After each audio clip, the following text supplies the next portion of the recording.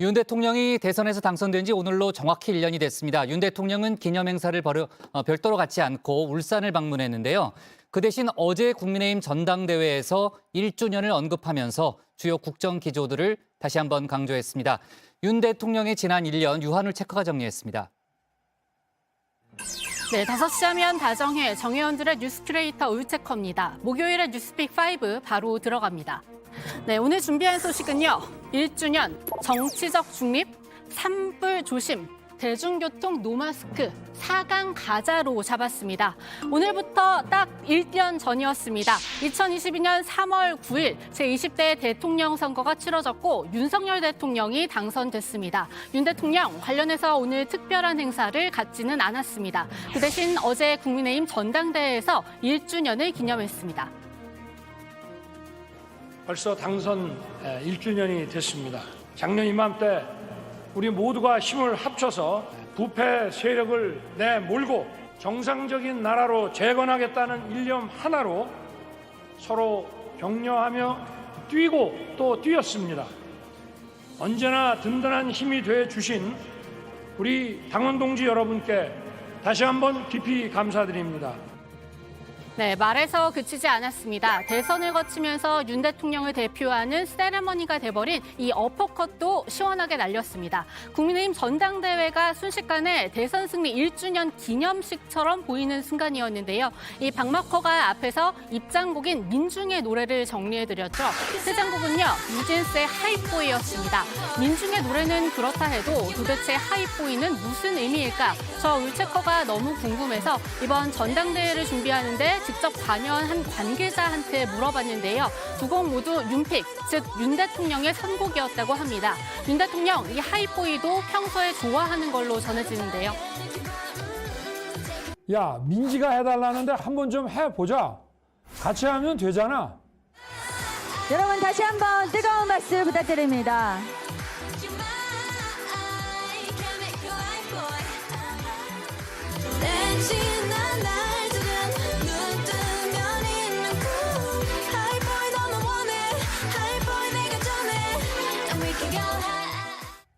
네, 영상에서도 보셨다시피 여기서 민지는 원래 MZ세대를 뜻한다는 점을 알려드리고요. 당의 화합을 강조한 뒤 이 좋아하는 노래에 맞춰서 퇴장한 윤 대통령. 어제 경선 결과를 전해 듣고는 더 기분이 좋았을 것 같은데요. 마침 대선 1주년에 맞춰 정상화한 당 지도부. 그것도 친윤으로 모두 채워졌기 때문이죠. 1년 전 오늘 위대한 우리 국민은 윤석열 대통령을 선택해 주셨습니다. 그 뜻깊은 오늘 우리 국민의힘 지도부도 새로운 첫 발을 내딛었습니다. 우리 국민의힘은 하나가 되고 한 마음이 되어 국민 행복을 위해 전진해야 할 것입니다. 네, 지난 1년 동안 윤 대통령의 뜻대로 채워진 곳은 당뿐만이 아닙니다. 정부도 마찬가지입니다. 대통령직 인수위원회를 시작으로 대통령실과 국무총리실 등 20여 개 기관에 중용 또는 파견된 전현직 검사는 최소 70여 명으로 파악됩니다. 그중에서도 특히 주목해야 할 건 바로 윤석열 사단입니다. 대표적으로 한동훈 법무부 장관이 있고요. 이복현 금감원장도 윤석열 사단의 막내입니다. 김남우 국정원 기조실장, 전임인 조상준 실장도 있죠. 여기에 최근 국가수사본부장에서 낙마한 정순신 변호사도 검찰 출신입니다. 민주공화국은 사라졌고 그 자리에 검사들의 나라가 세워졌습니다. 군사 독재 시절 사회 곳곳을 군인들로 채웠던 것보다 더 심합니다. 대통령실과 내각은 물론 국민연금 기금운용위원회와 같은 전문적 자리마저 검사들로 채우고 있습니다. 만사, 검통, 검사가 다 해먹냐는 목소리는 이제 일상이 되고 있습니다.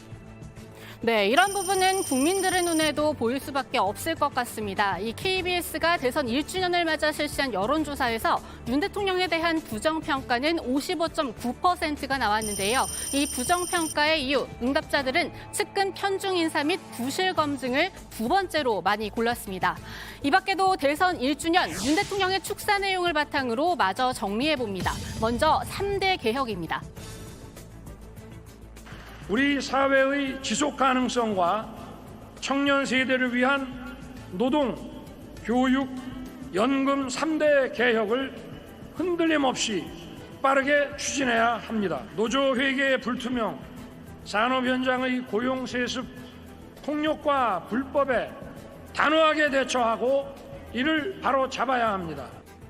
네, 이 3대 개혁은 윤 대통령이 지난해 5월 첫 국회 시정연설에서 제시했습니다. 그리고 하나씩 진행 중입니다. 이 전당대회 축사에서도 드러나는 것처럼 특히 노동개혁에 매진하고 있죠. 하지만 이 과정에서 이 건설 노조를 향해 건폭이라고 규정하는 등 개혁 대상을 적으로 규정하는 방식은 위정자로서 바람직하지 않다는 지적이 나옵니다. 노동 시민사회 단체들도 오늘 이 레드카드를 들었습니다.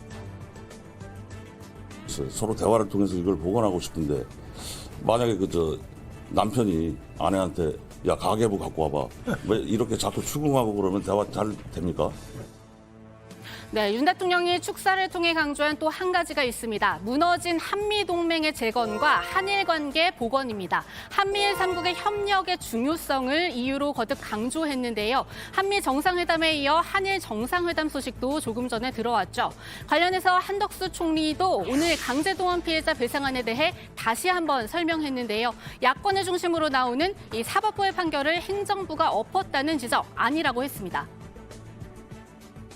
여러 전문가 등과의 충분한 법률적 검토와 자문을 거쳐 사법부 판결의 취지에 부합하는 방식이라는 결론 하에 한일 관계가 과거의 불행한 역사에 얽매이지 않고 미래를 향해 나아갈 수 있도록 채택한 대한민국의 주도적 결정이었다는 점을 말씀드리고 싶습니다.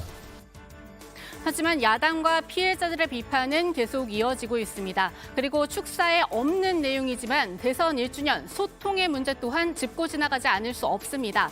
대통령실과 출입기자단의 불화 끝에 사라진 도어 스태핑, 그리고 여전히 따로 만난 적이 없는 야당 대표입니다. 이 지금 들려드릴 발언은 2014년에 나왔던 건데요. 그때도 대선 1주년이었습니다. 하지만 10년이 다 돼가는 지금 틀어도 위화감이 없을 비판 포인트입니다.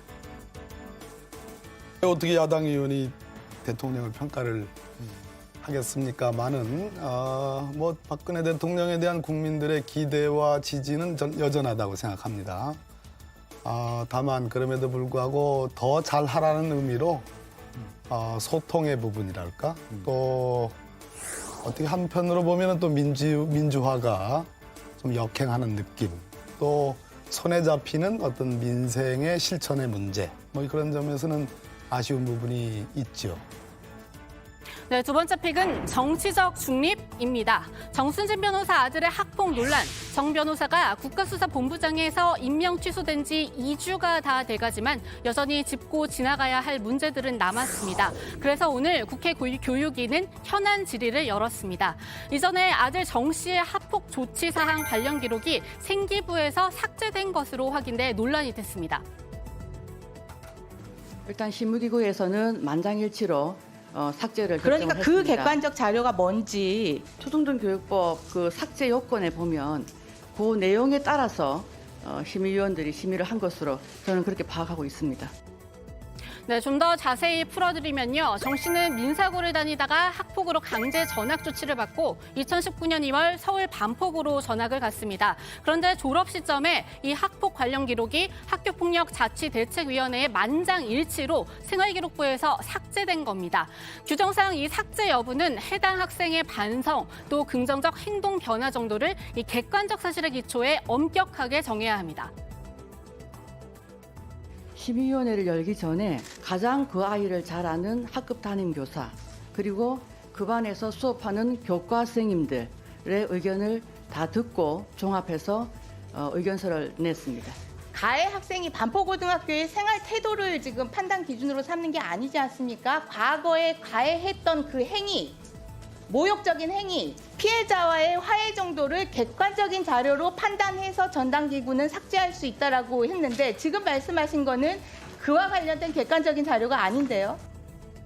그러니까 이 고은정 교장은 학생과 학부모를 면담한 결과 반성하고 있고 앞으로 그런 일이 없도록 하겠다고 한 내용이 회의록에 적혀 있다고 했는데요. 회의록은 공개할 수 없다고 했습니다. 그리고 학폭이 실제 이뤄진 민사고 관계자들의 답변도 논란이 됐습니다. 정 씨는 동급생에게 8개월간 언어폭력을 가했죠. 이 빨갱이라는 단어도 썼습니다. 그런데 학교 측은 여기에 정치적 중립성을 언급했습니다. 그 폭력 중에 이제 빨갱이 얘기가 나오잖아요. 그게 무슨 제주 출신이라서 한 얘기가 아니고 경향신문을 보는 학생한테는 빨갱이라고 놀리고. 그러니까 뭐 그런 용어들을 쓸 수 있는 건 아이들의 자유니까 그것에 대해서 제가 문제의식을 갖고 있지는 못했습니다. 예. 아이들의 자유니까 그냥 두셨다. 네, 그건 어느 쪽이든 양쪽에 대해서. 민사고가 그래서 지금 이런 상황에 온 거예요? 아니 학교가 정치적 중립을 지키는 것은 그게 분명히 해야 무슨 될 일이라는 정치적 생각입니다. 중립입니까? 네, 지금 이 발언에 대해 정 의원님들의 의견이 어떤지도 궁금한데요. 이 댓글로 주시면 제가 챙겨보도록 하겠고요. 다음 픽으로 넘어가겠습니다. 산불 조심입니다. 어제 경남 합천에서는 산불 20시간 만에 큰 불이 잡혔습니다. 당국은 올해 난 산불 중 처음으로 대응 3단계를 내리고 대대적인 인력과 장비를 투입했는데요. 이 건조한 날씨와 강한 바람으로 축구장 228개 면적이 불탔습니다. 이번 산불 진화를 위해서 진화 헬기 33대, 진화 인력 1,509명, 장비 76대 등 가용 진화 자원을 총동원하여 진화에 나섰습니다. 이번 산불로 피해를 입은 영향구역은 163헥타로 추정됩니다. 정확한 피해 면적과 산불 원인은 추후 조사를 통해서 확인할 계획입니다.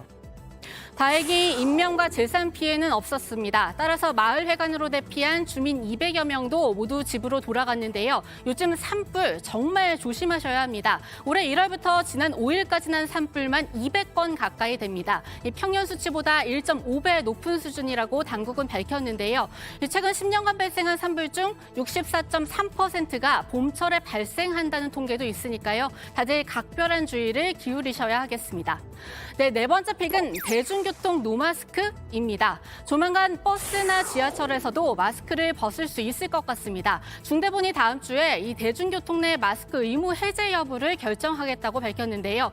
이 마스크 착용을 상당수 권고로 돌렸는데도 코로나 상황이 꾸준히 안정화했다는 판단 때문입니다. 정부 자문 전문가들도 지난 7일 이 사안을 논의했는데 긍정적인 의견이 많이 나온 걸로 전해집니다. 네, 오늘의 마지막 픽. 4강 가자입니다. 우리나라가 WBC 첫 경기인 호주전에서 7대8로 졌습니다. 초반에 점수를 하나도 내지 못한 우리 야구 대표팀 부지런히 따라가서 호주를 역전했지만 다시 역전을 당했습니다. 이렇게 해서 이제 앞으로 남은 3경기를 다 이겨야 8강 진출을 장담할 수 있게 됐는데요. 특히 내일은 운명의 한일전이 저녁 7시에 기다리고 있습니다.